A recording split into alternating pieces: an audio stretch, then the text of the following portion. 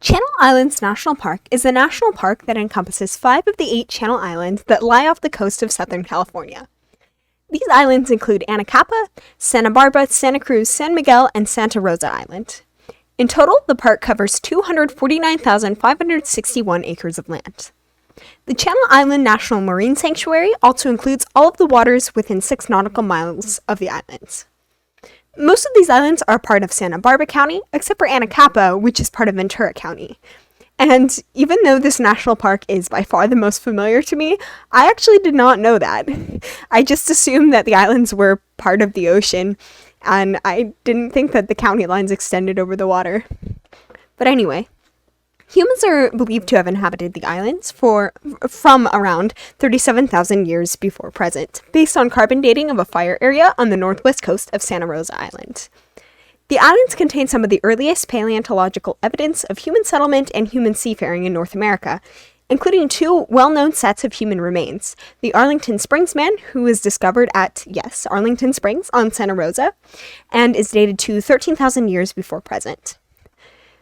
The Toucan Man was discovered on San Miguel Island and is dated to 10,000 years before present. The early inhabitants of the island were likely the ancestors of the Chumash and Tongva people who later inhabited the northern and southern parts of the chain, respectively. The first known Chumash village is from Santa Rosa Island around 5,500 BC. As you can guess, the people who lived on the islands largely relied on fishing, which is evidenced by circular shellfish hooks that can be found in the period after around 500 BC. Mortars and pestles were made on San Miguel Island and traded with the mainland. In around 500 AD, the tamal boat, which is a type of plank canoe, came into use along with the bow and arrow. In 1542, Juan Rodriguez Cabrillo observed the islands, and in the early 19th century, after violent clashes with Aleut otter hunters, the inhabitants of the islands were brought to the Spanish missions and pueblos on the mainland. Both Anacapa and Santa Barbara were designated as a national park in 1938, and all 8 islands were designated as a biosphere reserve in 1976. On March 5th of 1980, the 5 islands were made into a national park. Between 11,000 and 20,000 years before the present, the Channel Islands were all attached together in a landmass known as Santa Rosa. Lower sea levels during the late Pleistocene also caused them to be much closer to the mainland than they are today, and the southern half of the chain is part of the Peninsular Ranges, while the northern islands are part of the Transversal Ranges. The islands have a warm summer Mediterranean climate with chaparral ecosystems that are adapted to semi-arid climates that have occasional fires and hot, dry summers. Average temperatures in the park range from 51 to 70 degrees Fahrenheit, though temperatures as hot as 97 degrees and as cool as 36 degrees have been recorded. Between April and October, the islands get an average of less than 1 inch of rain a month, and on average, they get about 12 inches of rain each year. There are about 150 unique species of plants native to the islands and 145 unique species of animals. Though there are dozens of species of animals in the park, only 3 of these species are land mammals. These 3 native land mammals are the Channel Island fox, the spotted skunk, and the deer mouse. Other land animals include the island scrub jay, the American kestrel, the island night lizard, the barn owl, the horned lark, and the California brown pelican. Sea animals include the harbor seal, the California sea lion, stellar sea lion, blue whales, gray whales, humpback whales, sea bass, California moray eels, nudibranchs like the Spanish shawl nudibranch, as well as a variety of animals that inhabit the kelp forests in the marine sanctuary. Pygmy mammoths and short-faced bears used to live on the islands, but they are now extinct. Plants include the island bush poppy, the Catalina cherry, the island oak, the Santa Cruz Island silver lotus, the Santa Barbara Island buckwheat, the island oak, and of course, various species of marine plants and seaweed, most notably giant kelp.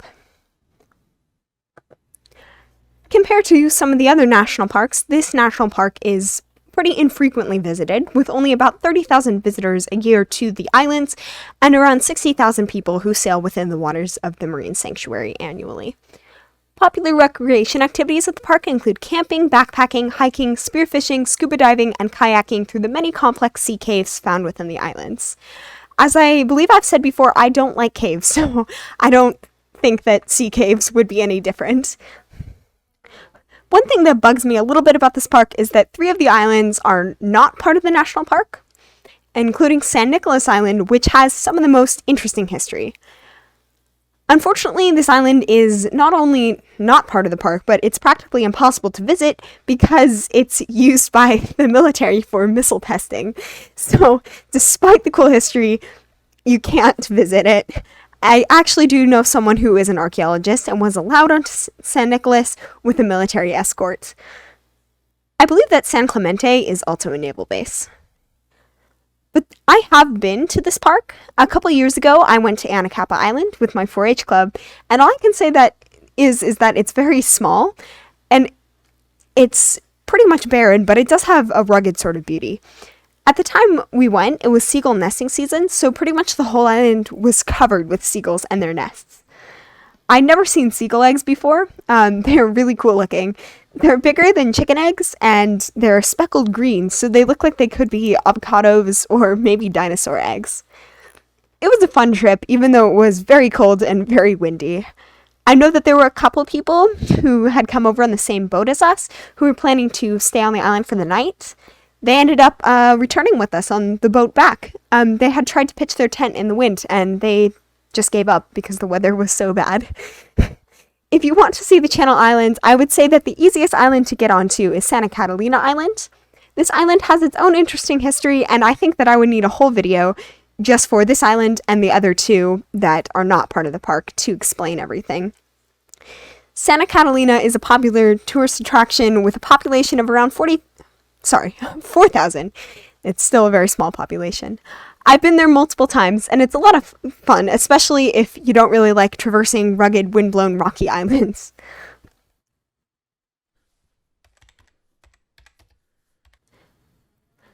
Another national park that I have been to is Joshua Tree National Park. Joshua Tree National Park is located in San Bernardino and Riverside County in Southern California. It encompasses 790,636 acres of land. The earliest known people living in the park were from the Pinto culture. They inhabited the area between 8,000 and 4,000 BC, as evidenced by the stone tools and spear points that have been found there. They were most likely hunter-gatherers, but not too much else is known about them. Later, the Serrano, Kawea, and Chamahuevi people lived in the park. The Mojave also traveled through the area and used its resources when going between the Colorado River and the coast. Of course, since the area is a desert, they all lived in small villages located near water sources, like the Oasis of Mara, which has become the city of 29 Palms. A reservation for the 29 Palms band of Mission Indians, the descendants of the Chamahuevi, is also located here. The first Europeans to see the park were a group of Spaniards in 1772 who passed through it while pursuing runaways from the San Diego mission. In 1823, a group of Mexican explorers likely reached the Eagle Mountains in the park, and in 1826, Jedediah Smith led a group of trappers and explorers through the area via the Mojave Trail.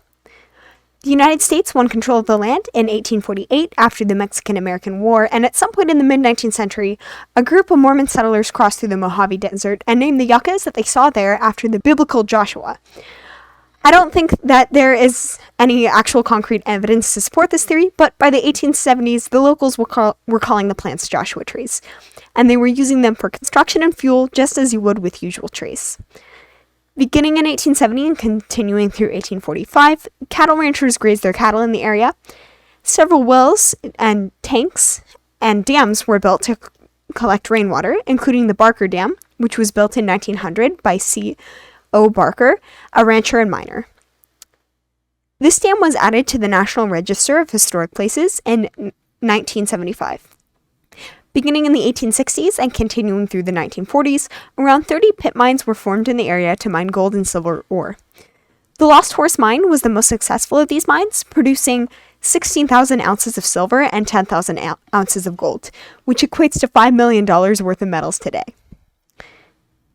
There are 2 distinct deserts and ecosystems within the borders of the park, the Mojave Desert and the Colorado Desert. The Mojave Desert is at a higher elevation and thus contains a completely different ecosystem. The climate here is cooler, and the dominant plant species is Yucca brevifolia, or the Joshua tree. And of course, that's the plant for which the park is named.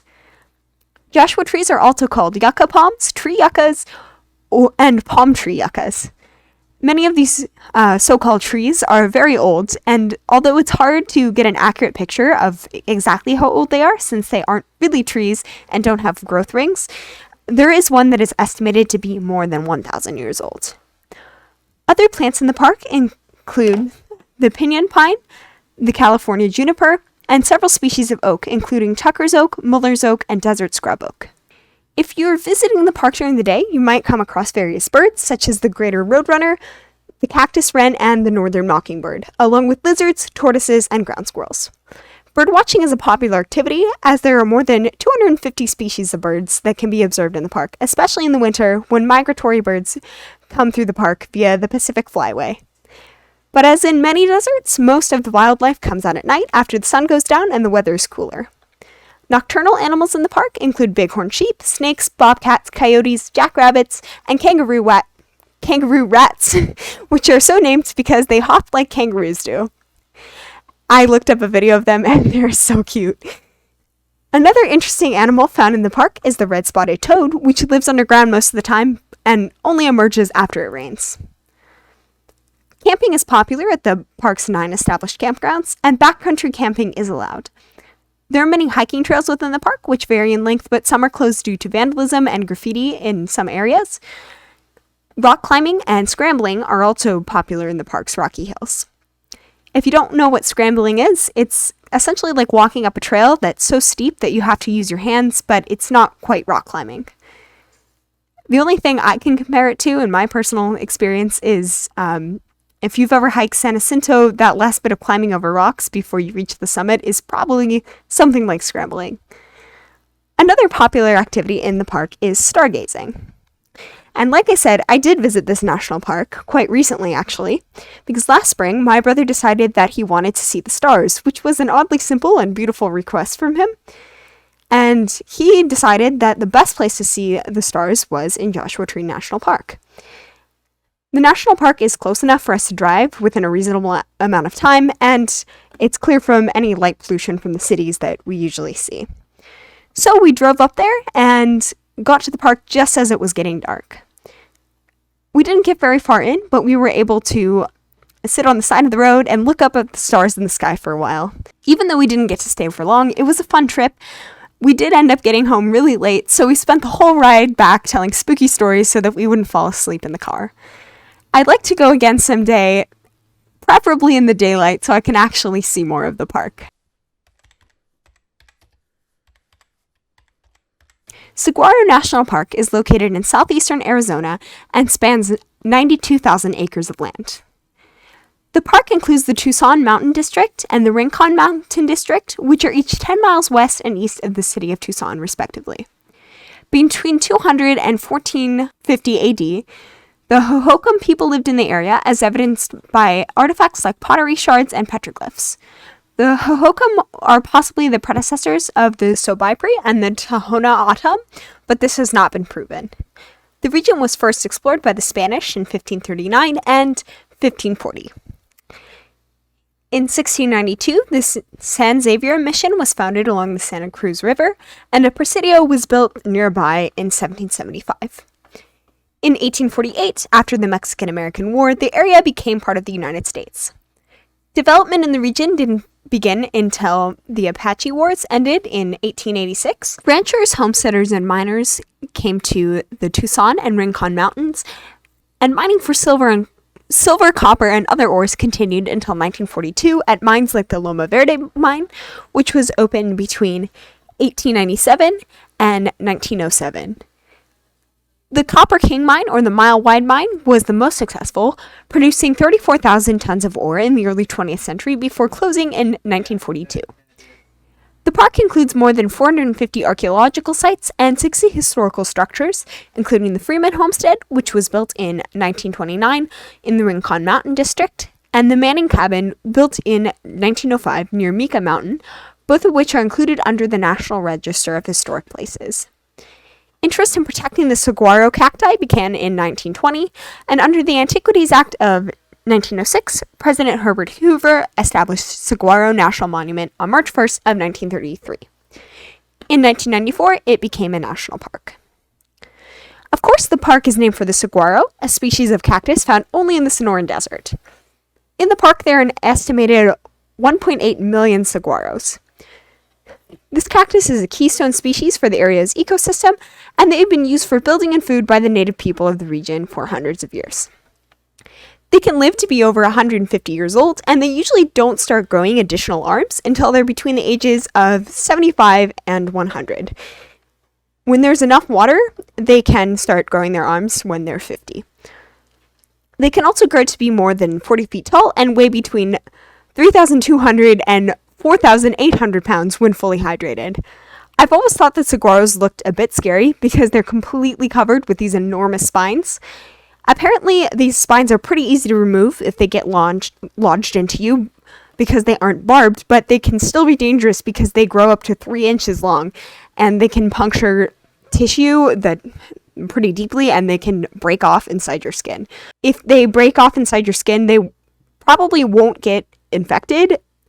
There's actually a natural property that they have that will keep the infection out, but it can still cause a lot of inflammation and swelling because obviously it's a foreign object. It's illegal to damage the cacti in any way, including shooting at them, which apparently is popular. I guess that's something that people do, but you shouldn't, because not only can that damage the plants, but they can also end up falling over and killing you, which sounds honestly like a ridiculous way to die. In 1982, a man named David Grundman was crushed by a 230-pound arm of a 26-foot-tall saguaro that he was shooting. So be nice to the saguaros because they can fight back. Other than the saguaros, wildlife in the park includes 389 species of vascular plants, 25 species of non-vascular plants, and 197 species of fungi. These plants consist of various desert scrub at lower elevations, like saltbrush and brittlebrush, and as elevation increases, ecosystems shift to desert grasslands. At the highest elevations in the Rincon Mountain District, various trees can be found, including oaks, pines like the ponderosa pine, and fir like the Douglas fir and the white fir. There are 24 species of cacti other than the saguaro, including the fishhook barrel cactus, pink flower hedgehog, Engelmann's prickly pear, and teddy bear cholla. The teddy bear cholla has a really cute name, but unlike the saguaro, it has barbed spines that are much more difficult and painful to remove. There are 30 mammals found within Saguaro National Park, including gray foxes, black-tailed jackrabbits, ring-tailed cats, which are actually raccoons, not cats, pack rats, ground squirrels, javelinas, and white-nosed coyotes? I don't really know if I'm pronouncing that right. The lesser long-nosed bat also lives in the park part of the year. Birds include the vermilion flycatcher, turkey vultures, roadrunners, ravens, hawks, the whiskered screech owl, the Mexican spotted owl, and, as you might guess, cactus wrens. There are 36 reptile species in the park, some of which are venomous, like the coral snake, diamondback rattlesnake, and Gila monsters. Some, like the shorthorn lizard and zebra-tailed lizard, aren't venomous, but they are funny looking. There are also 3 different amphibian species in the park, including the canyon tree frog, the lowland leopard frog, and Couch's spadefoot. These amphibians spend most of their time in burrows to avoid the hot, arid desert climate, and they only come out to breed after it rains. The park's climate is classified as a hot, semi-arid climate, and the average extreme minimum temperature is 23.4 degrees Fahrenheit, and this is at the Rincon Mountain Visitor Center, which has an elevation of 3,048 feet. At this elevation, average temperatures range from 99 degrees in June to 37 degrees in December and January. At the Red Hills Visitor Center, which is at an elevation of 2,579 feet, temperatures get as high as 101 degrees in June and July and as low as 39 degrees in December and January. In the summer, there will be brief rainstorms that are followed or accompanied by lightning storms, flash floods, or dust storms. And sometimes snow will fall in the winter in the Rincons. There are 165 miles of hiking trails in the park, and bicycling and horseback riding are allowed on some of these trails and some roads. In the Rincon Mountain District, there's some camping allowed, but it is not allowed in the Tucson Mountain District. Like I said, cacti scare me a bit. I think it's because when I was little, I used to go over to my grandparents' house a lot, and they had a cactus in the side yard that looked kind of soft and fluffy. It had this fuzzy white stuff all over it, but my grandparents warned me to never touch it because the spines would stick me and I'd probably get a horrible allergic reaction. So I grew up pretty afraid of that fluffy cactus. In addition, my grandma had a photo that I think was actually taken by her cousin's husband, framed and hanging on the wall. And the angle from which the photo was taken makes the cactus look alarmingly large, even larger than it is in real life. So yes, I do not like cacti, but I still think that this would be a fun park to visit. As long as I don't shoot any of the saguaros, I think I'll be fine. Anyway, I hope that you enjoyed this video. I know that it's been a while since I've done one of these national park videos, but hopefully I'll be able to do more in the future because they are so fun to make, even though they do take a while. So I hope you enjoyed and have a nice day. Bye!